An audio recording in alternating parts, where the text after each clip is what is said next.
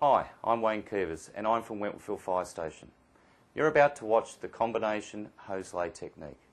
This technique has been developed as an efficient and standardised method of laying attack lines at a variety of different fires, particularly those involving distance between the appliance and the fire compartment. The main benefits of using this technique are giving firefighters easy set roles, getting water to the fire quickly, and having all the necessary equipment that you need to carry out safe search and rescue. The combination hose lay technique offers a standardised way of laying hose at a fire ground, and conducting drill in this technique will also enhance firefighter abilities in the fire ground size up and portable transceiver usage. A very important part of this technique is that each firefighter has a set role, which is easily remembered and adapted to varying conditions. The equipment used in the medium-rise hose lay evolution is bag number 1, known as the attack bag. It is carried by Firefighter 1. Firefighter 1 will be the senior member of the firefighter crew. This bag contains a length of 38mm hose pre-connected to a 38mm Acron branch.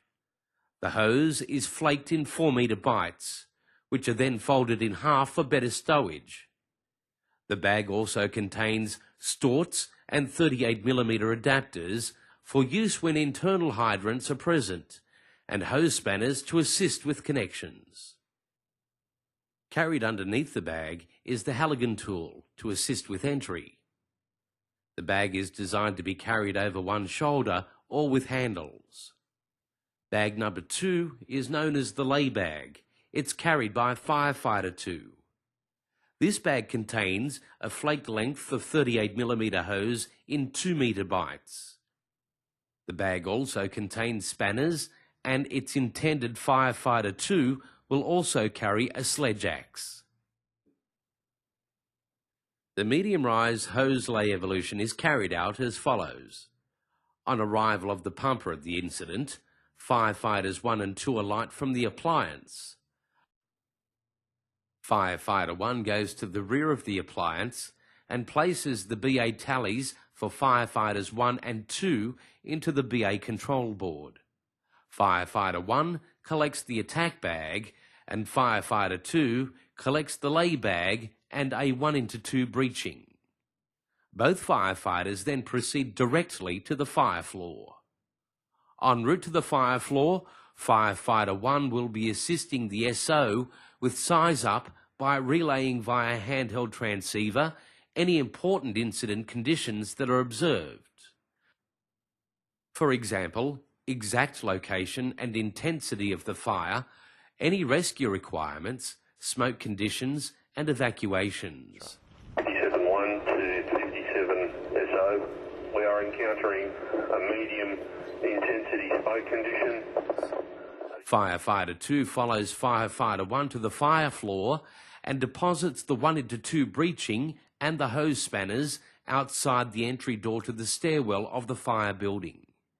Firefighter 2 will notify the pump operator via handheld transceiver where the breaching has been left and any relevant information to assist in locating their entry point. Whilst Firefighters 1 and 2 are proceeding to the fire floor, the pump operator commences a forward hose lay of 2 lengths of pre-connected 70mm flaked hose. The top length of hose is carried under the arm towards the breaching that has just been left at the entrance to the building by Firefighter 2. The second length, which is pre-connected to the pump, is largely left in the tray and laid towards the fire as the driver proceeds to the breaching. At approximately 30 metres, when the line becomes taut, the second length is simply fed from underneath the arm. Of this second length, any excess hose is safely laid in a convenient place. This excess hose can enable the breaching to be moved into the stairwell by Firefighter 2 if required. This might be in the event of a shortage of hose in the stairwell. The pump operator will notify Firefighter 2 that the delivery line is attached to the breaching approximately how much excess hose is available if needed, and it's ready for first aid tank supply. The 57 pump operator to 57-2. The delivery line is attached to the breaching. Approximately 6 metres of excess hose is available if needed. The first aid tank supply is ready. Over. Firefighters 1 and 2 continue to the fire floor in the access stairwell until they reach the position they feel they can set up the attack line in safety.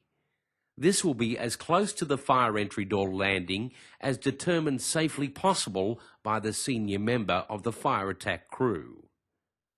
Fire conditions will dictate the level of PPE required and the setup location. At the setup point, the attack and lay lines are removed from their bags. Firefighter 1 undoes the restraining Velcro and straightens the 4-metre flake with the branch end closest to the entry door. Firefighters 1 and 2 then connect their hoses, and Firefighter 2 proceeds in a reverse lay back down the stairs towards the breaching, ensuring the laid hose is placed neatly to the externals of the stairwell. Firefighter 1 removes the remainder of the restraining Velcro, and the 4-metre flaked attack line is now in position for charging once all the connections are complete. Firefighter 2 is responsible for connecting the lay line to the breaching and opening the valve.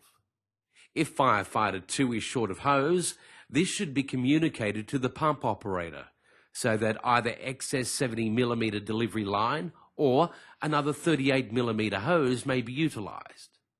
When connecting to the breaching, Firefighter 2 notifies Firefighter 1 that all connections are in place, and Firefighter 1 can then decide when to give the water on direction to the pump operator. Firefighter 2 then returns to the fire floor to assist Firefighter 1 with PPE and door entry. When the line is charged, little dressing of any part of the hose lay will be required, and the attack line will be totally free of kinks, with approximately 20 to 30 metres of hose available to take into the fire compartment. Correct stowage of the flaked hose lines is critical for efficient deployment at the fire ground. For the attack line, 2 points 4 metres apart are marked on the ground. Connect the branch to one end of the hose line and flake the hose, ensuring the line is straight and has no kinks. As hose lines can vary in length, it's important to dress the hose by adjusting the flakes until they are even in length. Fold the flaked hose in half and secure either end with the Velcro strap supplied. Finally, lay the prepared hose in a figure of 8, which ensures correct packing in the supplied carry bag. For the lay line, mark 2 points 2 metres apart and repeat the flaking procedure.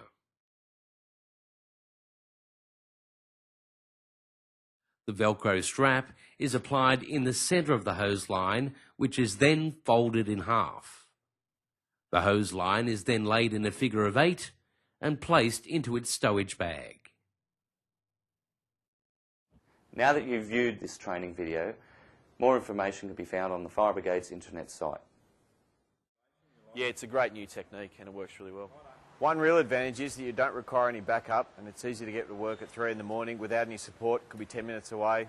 Versatile, it's concise, easy to remember.